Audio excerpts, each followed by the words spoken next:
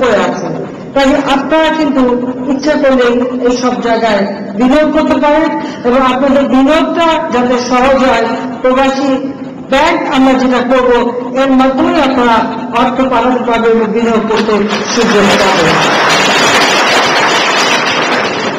কারণ এটা খুবই স্বাভাবিক যে কোনো দেশে বিনিয়োগের ক্ষেত্রে দেশের মানুষ বিনিয়োগ করুক, তাতে দেশের সম্পদ দেশেই থাকবে, দেশেই বাজার সৃষ্টি হবে, দেশের মানুষ কাজ পাবে।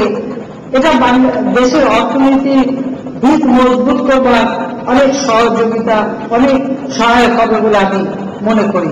কাজে আপনারা এসে যাতে বিনিয়োগ করতে পারেন, অবশ্যই আমরা সেই ব্যবস্থা নেব। ইসলামী উন্নয়ন ব্যাংক আইডিবির chairman doctor Ahmed Mohammad Ali 25 April শনিবার ভোরে প্রধানমন্ত্রী শেখ হাসিনার সঙ্গে জেদ্দা বিমানবন্দরে সাক্ষাৎ করেন। সাক্ষাৎকালে প্রধানমন্ত্রী বাংলাদেশের বিভিন্ন উন্নয়ন কর্মকাণ্ডে ইসলামী উন্নয়ন ব্যাংকের আরও বেশি সহায়তা কামনা করেন। এ সময় আইডিবি চেয়ারম্যান উন্নয়ন অংশীদার হিসেবে আগামী দিনে বাংলাদেশের উন্নয়নে আরও অর্থনৈতিক সহযোগিতা প্রদানে প্রধানমন্ত্রীকে আশ্বাস দেন।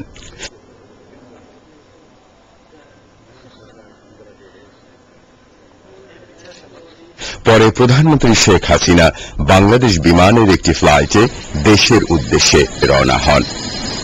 প্রধানমন্ত্রী হিসেবে দ্বিতীয় মেয়াদে দায়িত্ব গ্রহণের পর এটি ছিল তার প্রথম বিদেশ সফর।